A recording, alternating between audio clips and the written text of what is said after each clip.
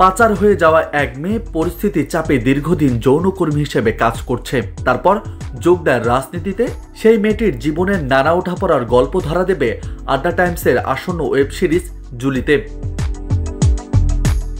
ভারতীয় গণমাধ্যমের খবর, জুলি ওয়েব সিরিজের চরিত্রে ঝলক এসেছে। সেখানে নাম ভূমিকায় এক রাজনীতিবিদের চরিত্র অভিনয় করছেন পাওলি দাম।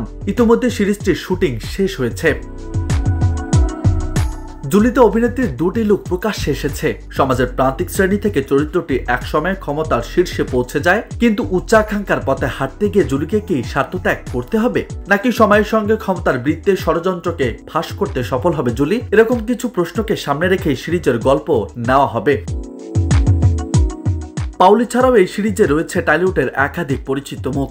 অরিত্র সেনের পরিচালনায় একজন রাজনীতিবিদের চরিত্র অভিনয় করছেন কৌশিক সেন। অন্যদিকে সিবিআই কর্মকর্তার চরিত্রে রয়েছেন গৌরব চ্যাটার্জি। এছাড়াও গুরুত্বপূর্ণ চরিত্রে রয়েছেন সুজয় প্রসাদ চ্যাটার্জি ও শ্রুতি দাস। এই মুহূর্তে সিরিজটির পোস্ট প্রোডাকশনে কাজ চলছে। আগামী মাসে সিরিজটি আড্ডা টাইমসে মুক্তি পাবে বলে খবর রয়েছে।